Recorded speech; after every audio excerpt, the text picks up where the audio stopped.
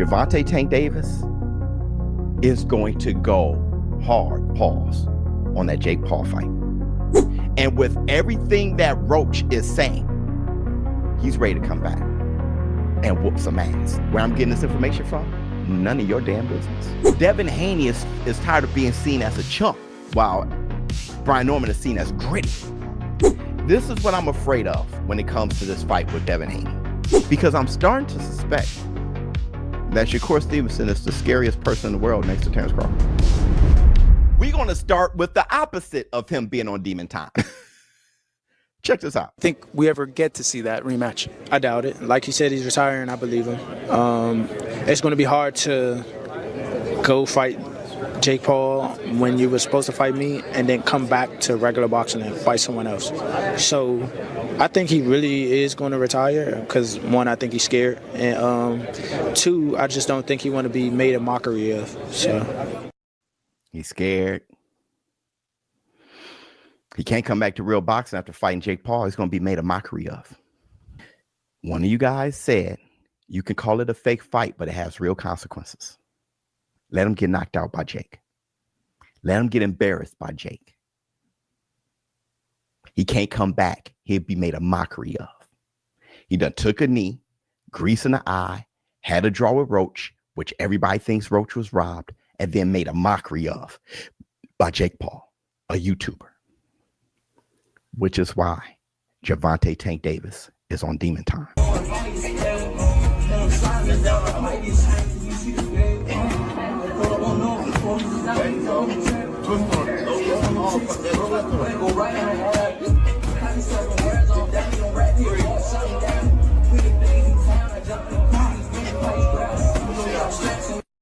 See, me being back on my fitness journey, I know how hard that is, especially at his size with how heavy that medicine ball is. Gervonta Tank Davis is going to go hard, pause, on that Jake Paul fight. He has to. While everybody is trying to dismiss that shit, there's a knockout bonus and everything. You got Lamont Roach calling him all these names. Tank Davis shut off his social media. He can't take y'all negativity, making him worse before the fight. He can't allow y'all to be in his head, which that's what y'all want to do. The end of Tank. And I don't. I think boxing is better with Tank involved. I always say that. If there is boxing, boxing is even better when there's more talented and skillful fighters involved. Regardless of how you feel about him. You want Tank to be great in boxing, then hating him to death out of boxing. If you do, you're just a hater, right? If you love the sport, you want as many determined boxers in there as possible. He's looking determined right now. And with everything that Roach is saying, he's ready to come back and whoop some ass. Where I'm getting this information from, none of your damn business. But right now, I'm just a vessel. And I'm going to tell you guys what's up. Gervonta Tank Davis is coming back and he's going to headhunt all of you. And my thing is, I got Tank beating all y'all asses except Shakur. I think Shakur beats him. No matter how much Demon Time Tank is on, I just feel like Shakur is permanently on Demon Time. Okay, that's the Black Tusha. The fact that he's chasing away T.O. Okay, he's literally, and we'll get on that. T.O. T.O. may just duck him, bro. This is Shakur going up to 140. T.O. just fought like at 144 or some shit. T.O. may just duck his ass, bro. But with that said, Gervonta Tank Davis. Gervonta Tank Davis is on Demon Time. On the comeback. Because I said this again, I showed the receipts, no need for me to revisit it. But Tank didn't want that Jake Paul fight next after the draw with Roach. Tank was in silk pajamas. Victory defeated Tank. And he took Roach as lightly as we told him to. Dare I say it? Saul Canelo Alvarez style. Canelo and Tank reminds me of each other a lot. So Canelo Alvarez, easy money, got his ass whipped. I couldn't do nothing. There was nothing I could do. I'm speculating that Boots was whooping his ass. Right? Platforms like me running my mouth. Canelo wins because of this. Canelo wins because of that. Canelo wins because of that. And what Canelo forgot, the biggest thing that I was assuming was that Canelo was going to be hungry and determined. We were all saying, Roach, he's going to squash Roach like a bug. Tank starts saying it too. Tank gets his ass whipped. Yep. Tank gets his ass whipped. Yep. Tank gets his ass whipped. Lamont Roach was in there against Tank as comfortable as Terrence Crawford was against Nello. He was just like, easy money. So what did Tank do? Right afterwards, he started training his ass off. That brother didn't have one braid in his hair. A big ass fro, training like a mofo for Roach. He wanted Roach. But the business said, no, we're going to stay on course to fight Jake. And if there was an opportunity for that fight to be wishy-washy, it would have been then if business went on as they expected, if Roach didn't take Tank seriously, didn't take Tank like I'm going to whoop his ass, and if he didn't beat him. But they called it a draw. The business said, no, you're going to carry on. If that didn't happen, Tank would have been laughing and giggling with Jake too. That was a bad Tank. I say it all the time. Everyone needs their ass whipped. Everybody needs their ass whipped. Except for Terrence Crawford, apparently. Because Terrence Crawford never had the chance to be in silk pajamas. He's in silk pajamas now. He's probably in silk pajamas now. All right. Which, that's why, if he retired, I'll be fine. Now let's talk about the Brian Norman, Devin Haney thing. What makes that fight a good one is that they're both hungry as hell. They're both dialed in. You're looking at Brian Norman. He definitely looks hungry, but he's always, they're not just filming Brian Norman for the first time. If you've ever followed, if you knew Brian Norman before, I know him for years before this. He always, his fitness has always been a thing. Like they've always filmed him. Okay. So, for years now. So this isn't anything new. I'm very aware of how athletic Brian Norman is, but people don't know because they only see his knockouts and how he took on those fights. They have no idea how athletically gifted he is, how good his feet really is, how fast he is, just his explosiveness. People have no clue. So that's one thing. But Devin Haney's hungry as hell. Devin Haney is tired of being seen as a chump, while Brian Norman is seen as gritty. The no running rule was very much inspired by Devin Haney's last performance. Devin Haney is tired of being an object of ridicule, and he's going up to 147 to take on the champ to prove it. That dude is hungry and bulking up. He's already big. He's just putting on the weight right. I saw his legs and everything. He was standing there. I saw his shoulders and everything in that photo.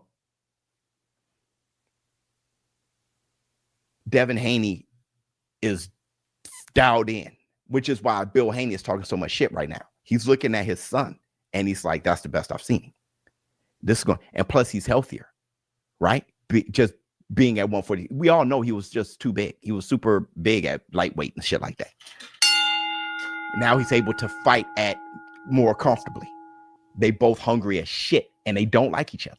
This is what I'm afraid of when it comes to this fight with Devin Haney. Devin Haney is gangster. He's gangster. But he just ain't gangster. You know what I'm saying? You can drop him all day long, but he's going to get up because he's gangster. And he's gangster. But Brian Norman has been he was going to war with Tank when he was 15.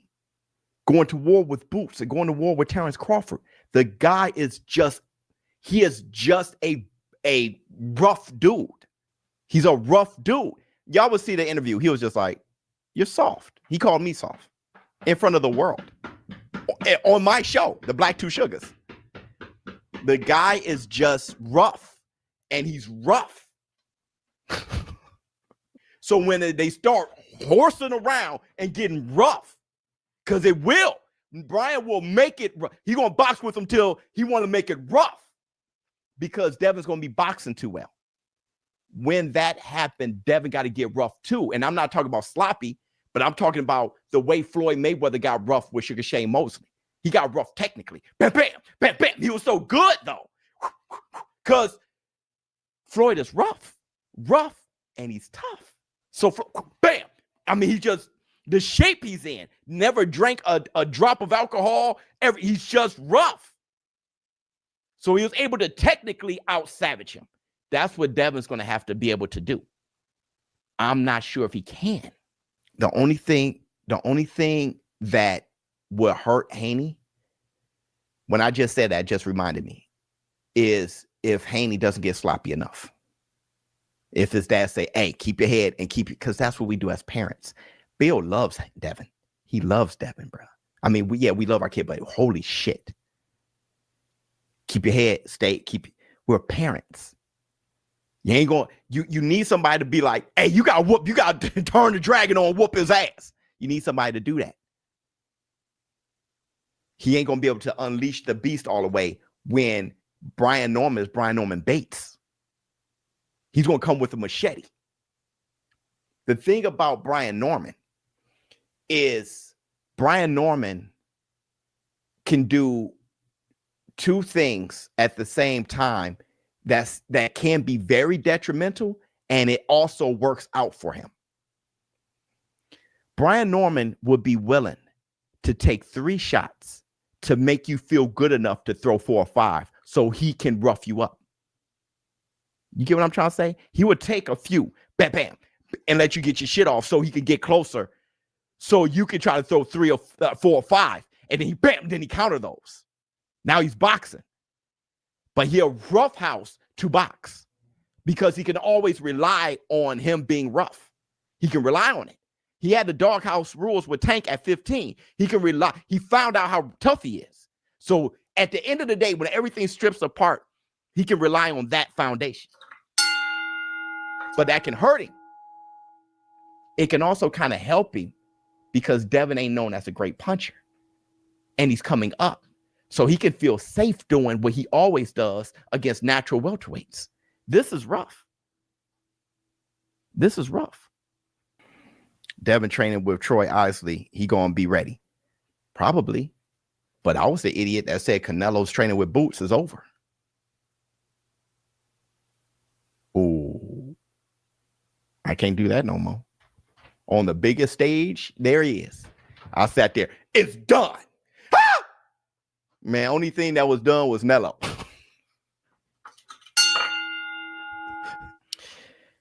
What do you guys think of this?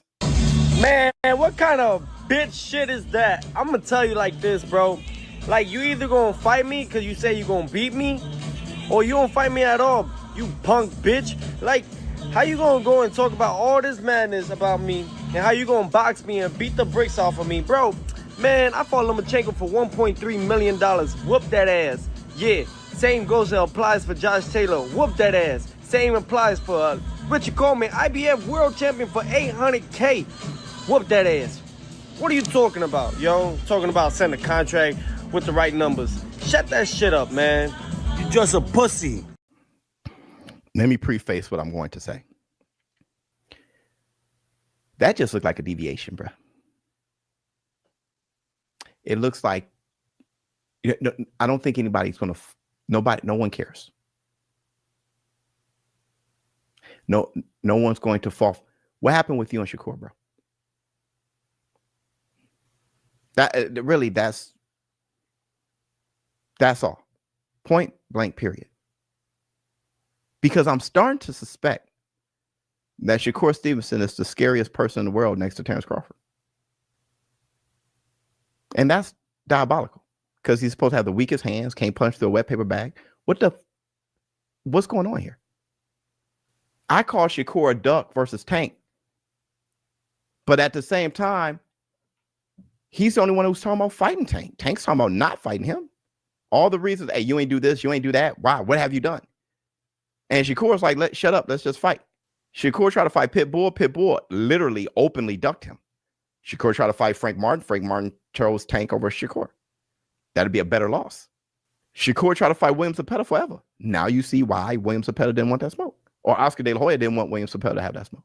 Now Tio, I'll move up and fight Tio. The guy is starting to look like the scariest person in boxing, bro. And that is diabolical. That means that Floyd Schofield, well, Floyd, was he sick?